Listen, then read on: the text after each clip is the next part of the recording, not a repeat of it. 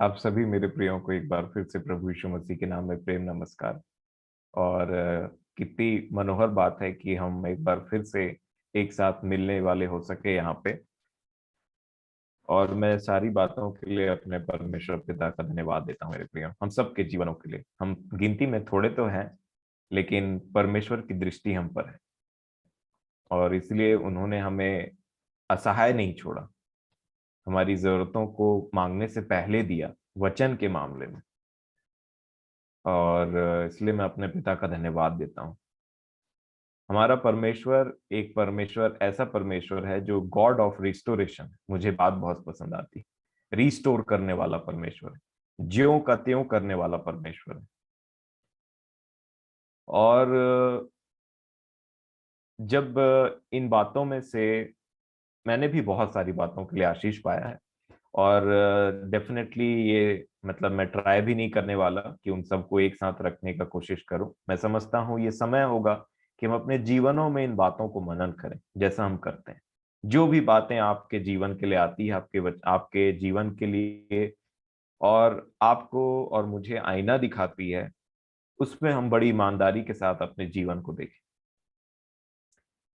मुझे भी परमेश्वर पिता ने जैसा कि फैमिली के बारे में, पेरेंट्स के बारे में बात चल रही थी, तो मुझे भी परमेश्वर पिता ने इन बातों को पहले सिखाया। और मैं भी धन्यवाद देता हूं कि वो बातें आई, क्योंकि ऐसा होता है कि कई बार हम वचन पढ़ते हैं, उसे प्रैक्टिकल इम्प्लीमेंटेशन करते हैं, और बीच में परमेश्वर पिता उसको फिर से रिफ्रेश करने के लिए, जैसे आंखों से देखा, अभी उन्होंने कहा, रिफ्रेश करने के लिए परमेश्वर पिता उन बातों को बोलते हैं। और इसलिए मैं आपको ये जो ऑर्डर है जो उन्होंने कहा, ये ऑर्डर तो अगर हमें परमेश्वर की फैमिली में आना है तो ये ऑर्डर तो मानना पड़ेगा। और जो ये ऑर्डर में रहता है वो आशीषित होता है, इसमें कोई डाउट नहीं। और ये ऑर्डर बहुत इंपॉर्टेंट है। और खासकर क्या होता है कि कई बार इंसान सोचता है कि मैं इस ऑर्डर से कुछ हट के कर सकता हूं अननोइंगली। मैं बोलना चाहूंगा जैसे इनोसेंटली वो काम कर देता है कई बार, कि उसको लगता है कि कुछ चीजें ऐसी है जो मेरे पास सुपीरियर है और वो ऑर्डर में रहने से रोक देती। कई बार इन मनुष्य का जो स्मार्टनेस है ना, उसकी जो बुद्धि और उसका जो घमंड है ना, वो आपको ये ऑर्डर में रहने नहीं देगा, याद रखिएगा। और इसीलिए चाहे वो बच्चे हों, चाहे वो पत्नियां हों, चाहे वो हस्बैंड्स हों, क्योंकि मसीह तो ऑलरेडी ऑर्डर में है और वो हमेशा रहेगा। उन्होंने हमेशा अपने आप को परमेश्वर के अथॉरिटी में ही रखा। तो मुझे भला क्यों कहते हो, तो मुझे सिद्ध क्यों कहते हो, भला तो केवल एक ही है। उन्होंने हमेशा अपने आप को इस ऑर्डर में रखा। उसी प्रकार हस्बैंड्स, चांसेस है कि हस्बैंड से स्टार्ट होकर के जो बच्चे तक आता है, यहां ऑर्डर बिगड़ने का होता है। शरीर के विषय में देख रहे थे, तो प्रभु ने मुझे बहुत आशीषित किया। आपको मैं बताऊं, पिछले 2 साल से जो चीज मैं पढ़ाता था, वो एक्चुअल में बॉडी के बारे में ही मैं पढ़ाता था। ह्यूमन एनाटॉमी और फिजियोलॉजी मेरा सब्जेक्ट रहा। और उस सब्जेक्ट को जल्दी से कोई लेना नहीं चाहता है, तो मेरे को मिला था। उसका बुक भी बड़ा मोटा और भारी सा रहता है। तो वो बुक भी प्रभु ने मुझे ही दिलवाया था, समझ लीजिए। तो मैं इन बातों को ठीक ठीक समझने पाता हूँ, मेरी सहायता होती। बहुत बहुत गहरी बातें हैं मेरे प्रियो। और इसलिए मैं परमेश्वर पिता का धन्यवाद देता हूं कि मनुष्य कभी उसके ज्ञान का बोल नहीं सकता कि मैं सब जानता हूं। नहीं, हमारा ज्ञान अधूरा है लिखा है, मतलब है अधूरा, इनकम्प्लीट है। और मैं समझता हूं कि मेरा ऐसा रहता है कि मुझे ज्यादा ज्ञान नहीं चाहिए, मुझे उतना ही ज्ञान चाहिए जिसको मैं जी सकूं। और मैं परमेश्वर पिता का धन्यवाद देता हूं इन बातों के लिए। और इसीलिए मैं अपने जीवन के लिए, चूंकि ना मैं एक फादर हूं और ना ही मैं कुछ और, परंतु मैं एक बच्चा हूं, इसीलिए प्रभु ने मुझे दिखाया था, इन बातों को समझाया था। और मैंने, अगर आप उत्पत्ति की पुस्तक में नूह की बात देखेंगे, तो वहां पे कुछ अजीब सा चीज हुआ था। नूह, जब पूरा फैमिली नूह का उनके साथ में निकल गया, जहाज से बाहर, और वहां पे नूह ने एक दाख की बारी लगाई। आइए देखते हैं उत्पत्ति की पुस्तक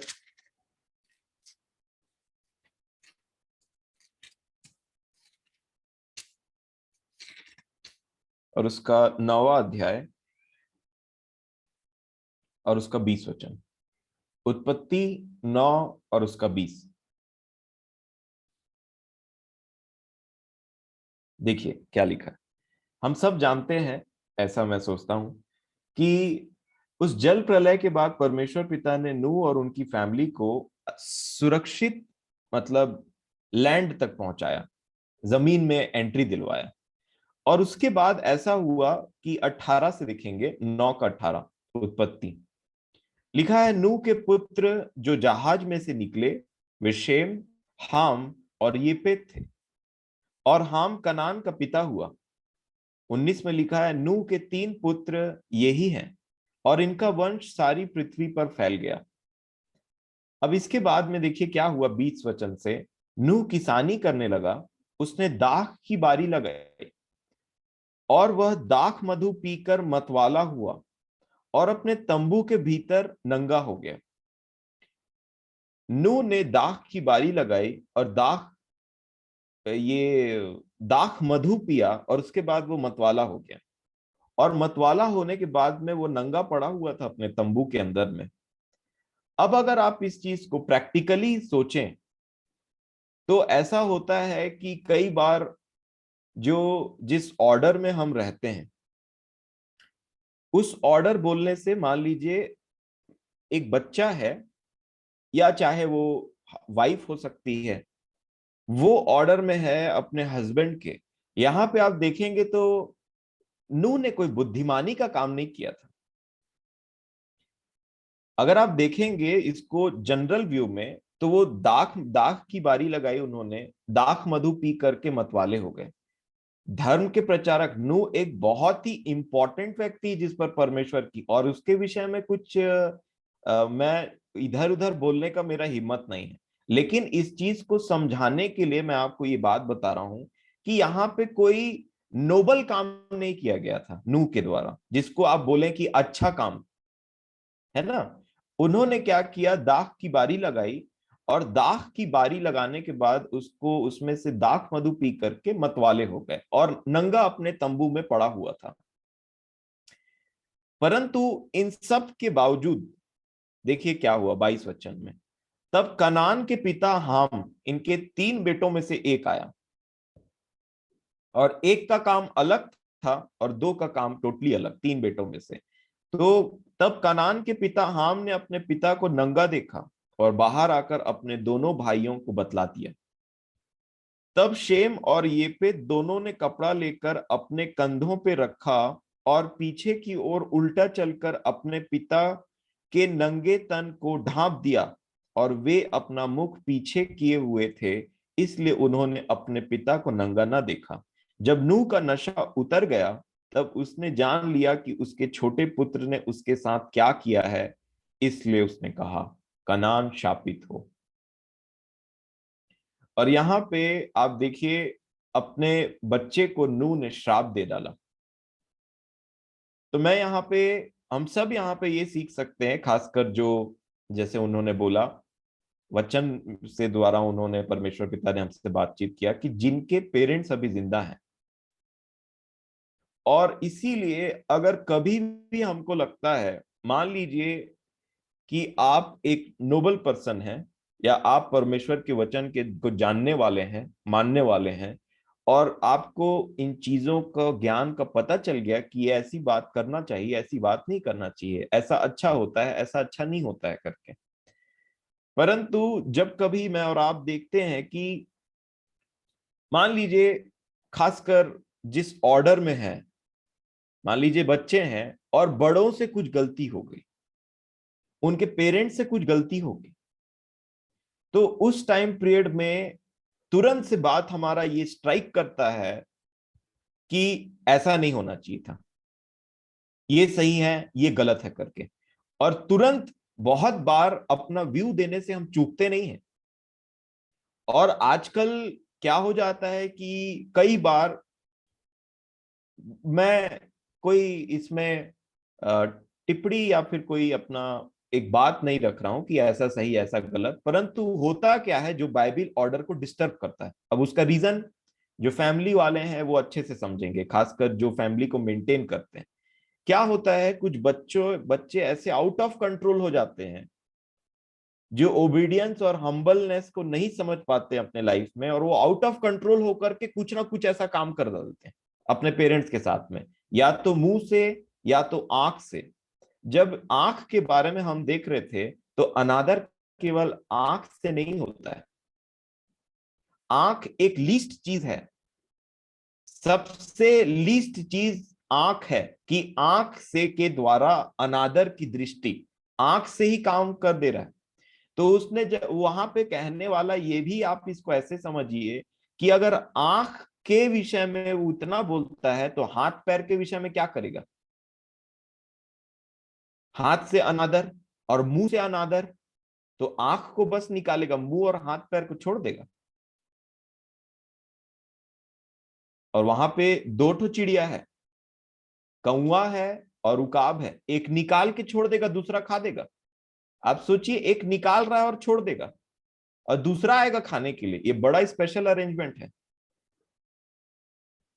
मेरे कहने का मतलब ये है मेरे प्रियो, हम अपने ओवर स्मार्ट, पता है अब जब हम, मैं अपने जीवन को देखता हूं, जब हम बाइबिल के वचन को कुछ पढ़ते हैं ना, उन सत्य को जानते हैं, आपको अपने ओवर स्मार्टनेस का कत्ल करना पड़ेगा।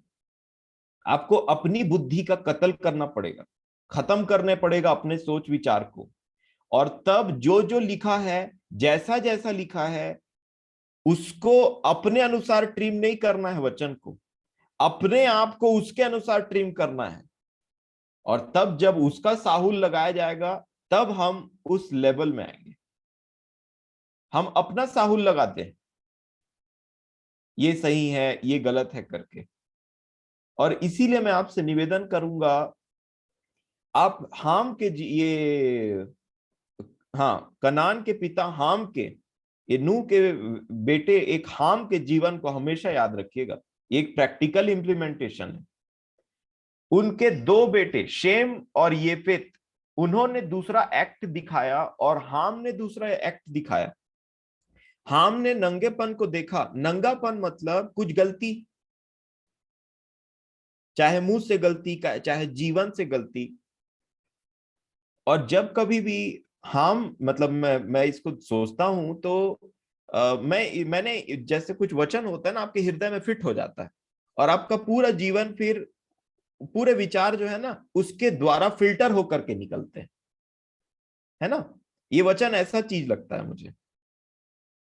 तो मैं समझता हूं कि हम सबको ये जो हाम का जीवन है उसको याद रखना चाहिए। और शेम और येपेत का, हाम ने नंगेपन को देखा और जाके बता दिया, फैला दिया, उसको अपने भाइयों को बता दिया।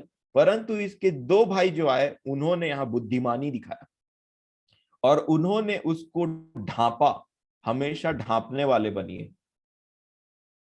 पत्नियों में ये बहुत अच्छा गुण रहता है, अपने पति के गलतियों को ढांप के चलती।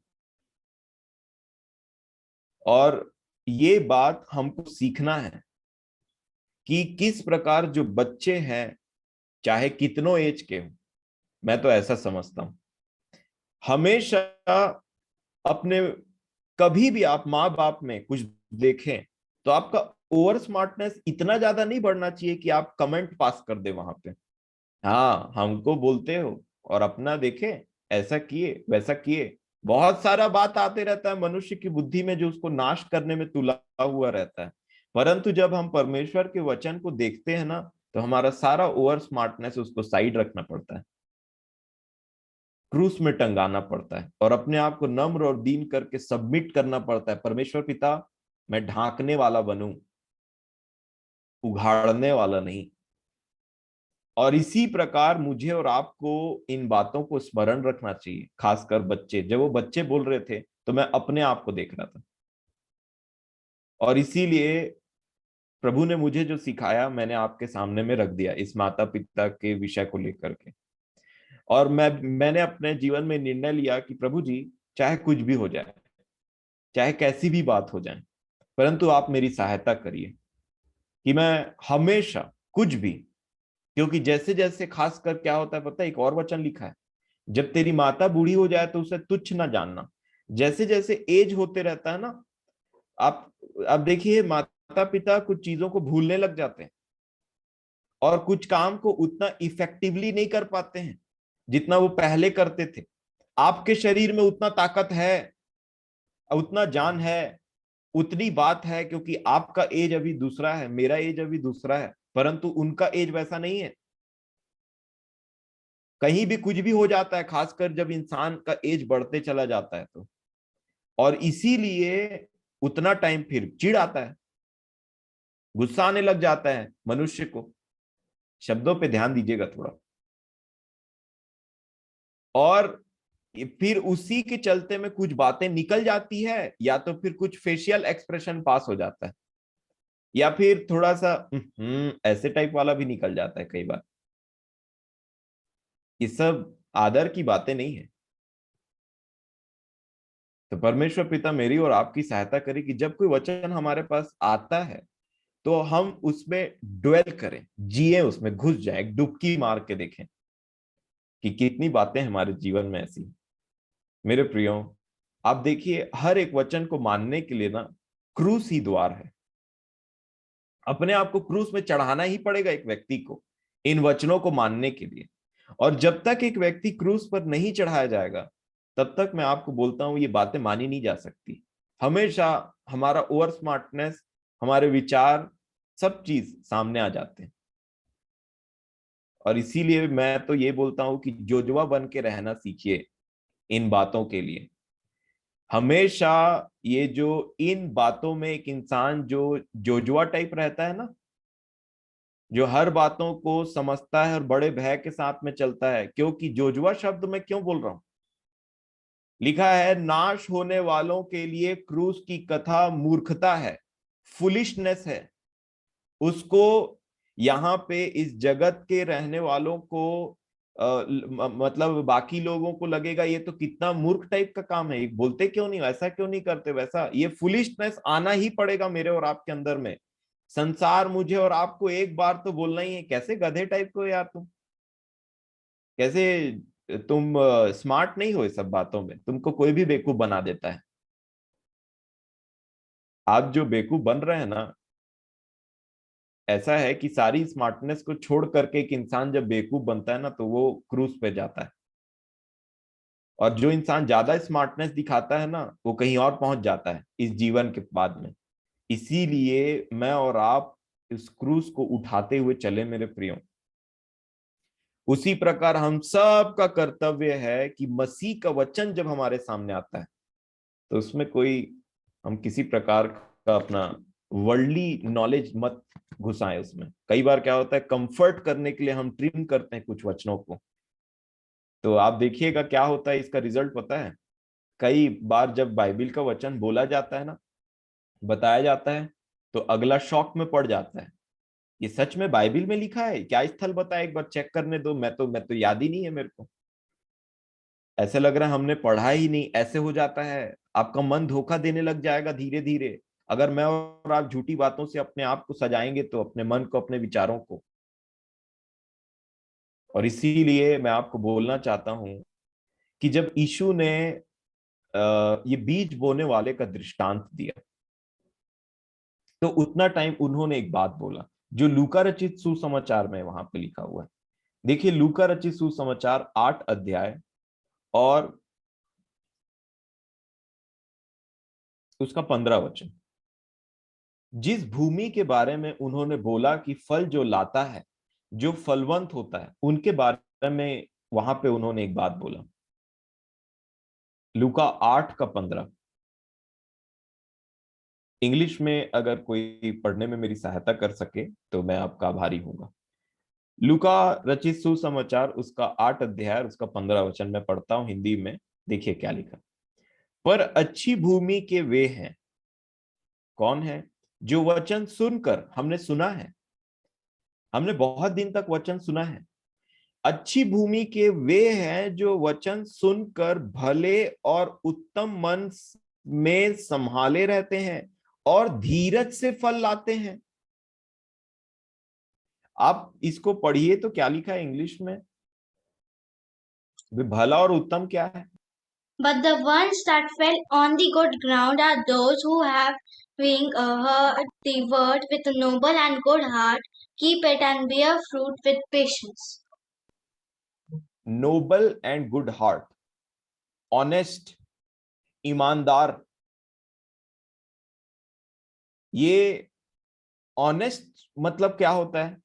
वचन सुनने का के बाद सबसे पहला चीज जो है वो ये है कि मैं और आप ऑनेस्ट हो जाएं, ईमानदार हो जाएं, कि अगले ने जो परमेश्वर के वचन से कहा ये मैं तो नहीं हूं। एक एक बात में ऑनेस्टी। और इसीलिए जो व्यक्ति ऑनेस्ट रहता है वो जल्दी टूट जाता है, जल्दी टूट जाता है जो ऑनेस्ट रहता है। सच बात सुनते ही अपने विषय में, क्योंकि ये वचन का काम ही यही है। सबसे पहले जब वचन बोला जाए तो मुझे और आपको अपने जीवन में देखना चाहिए मेरे प्रियो। और जैसे ही वो बातें मेरे और आप तक पहुंचे, ऑनेस्ट हार्ट क्या होता है पता है? भला और उत्तम, नोबल हार्ट, ऑनेस्ट हार्ट, जो ईमानदार है, जो सुनते साथ बोलता है अरे ये तो ऐसा ही है। और ये ऑनेस्टी जो है ये हर व्यक्ति में नहीं रहती है। कई बार हमारा चेहरा आईना में दिखाया जाता है और हमको लगता है ये तो मैं नहीं हूं। एक इंसान अपने आप को नहीं पहचानता है वचन के आईने में। कई बार तुरंत दूसरे की तरफ ध्यान चले जाता है। हमको दुनिया से क्या काम रे, हम तो जोगी मसीह के, ऐसा गीत गाया। हमको दुनिया से क्या काम, कौन क्या कर रहा है उससे क्या मतलब। मेरे प्रियो ऑनेस्ट रहिए।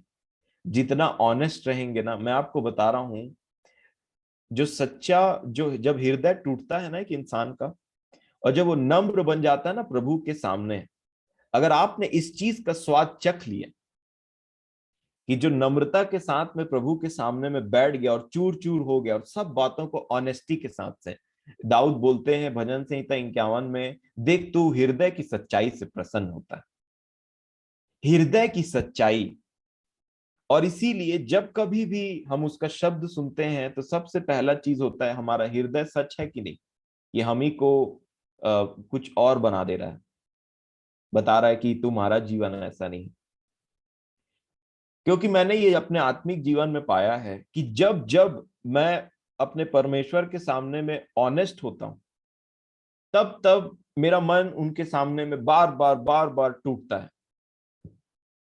जब जब मेरा मन टूटता है उसके बाद जो ग्रेस आता है ना, अनुग्रह, मैं आपको बता रहा हूं वो कोई मैजिक से कम नहीं है। वो अपने आप में एक फीलिंग है, ऐसा लगेगा आपको किसी ने हाथों हाथ उठा लिया। लिखा है परमेश्वर घमंडियों का विरोध करता है, अभिमानियों का विरोध करता है, परंतु दीनों पर अनुग्रह करता है। और इस मैजिक को, इस बात को, इस अनुग्रह का स्वाद जिसने चख लिया ना, मैं तो बोलता हूं कि उसके बाद जब भी हमसे कोई घमंड या फिर ऊंची बात मन में या फिर मुंह से निकल जाए तो तुरंत हम सोचते हैं कि ये तो बहुत बेकार स्टेट है, बहुत बेकार जब चीज है ये जो हमारे साथ होती है। इसीलिए जब कभी वचन बोला जाए, जब कभी वचन पढ़ा जाए, और जब कभी आप अपने जीवन को देखें, ऑनेस्ट रहिए। यही बात हमने सीखा प्रार्थना के विषय में, मुझ पापी पर दया कर, तरस खा मुझ पापी पर। यीशु ने कहा मैं तुमसे सच कहता हूं वो नहीं, यही आदमी धर्मी ठहरा करके घर गया। और इसीलिए सबसे पहली बात जो वचन के साथ होती है वो है कि मैं और आप ऑनेस्ट बन जाएं। और जैसे ही एक व्यक्ति ऑनेस्ट बन जाता है, मैं आपको बोलना चाहता हूं, फिर आता है गुड हार्ट, भला हार्ट, उत्तम, एक अच्छा हृदय जो इसको संजो करके रखेगा। और उसके बाद में आता है कि धीरे धीरे फलवंत होते हैं, पेशेंस के साथ में फ्रूट्स आते हैं।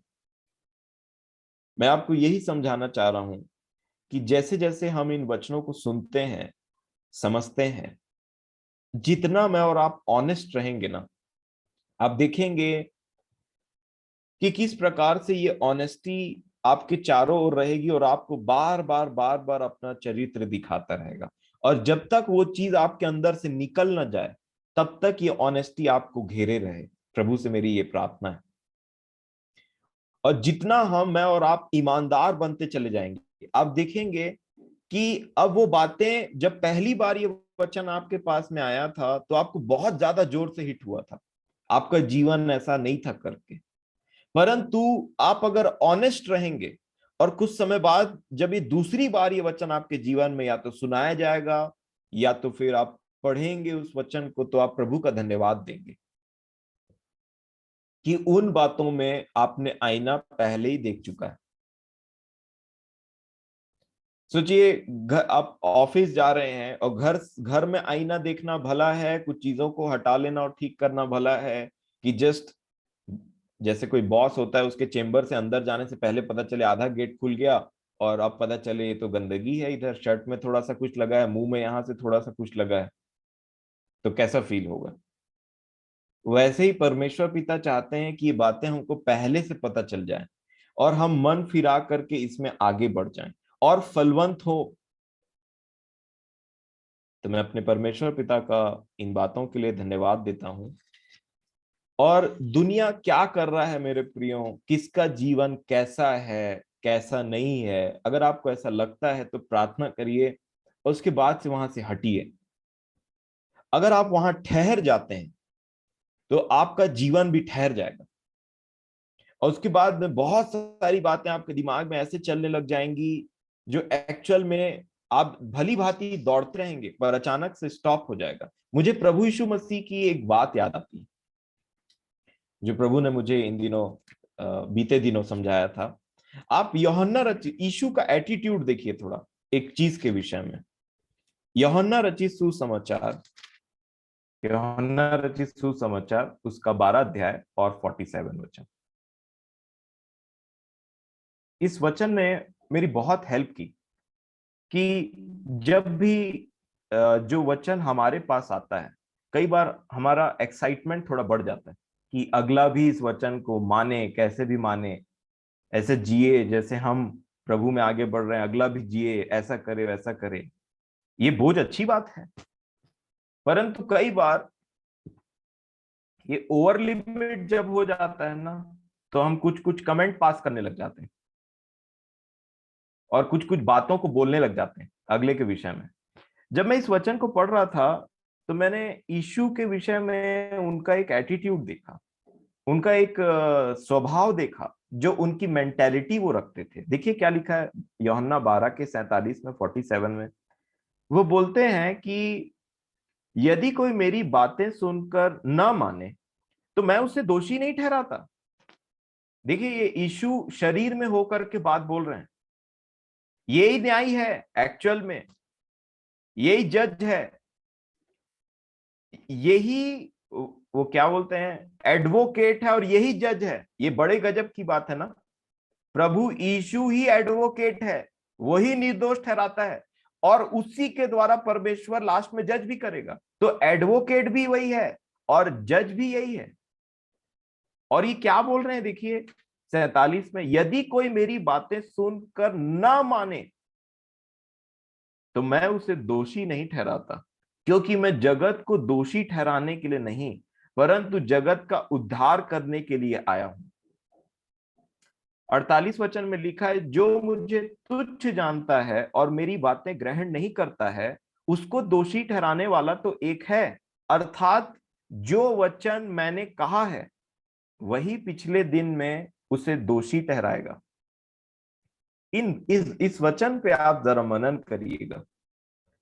मैंने मनन किया इन बातों पे और इसीलिए प्रभु ने मुझे सिखाया कि किसी को मतलब हमेशा एक हमारा जो स्वभाव होना चाहिए ना, वो प्रेम का स्वभाव होना चाहिए।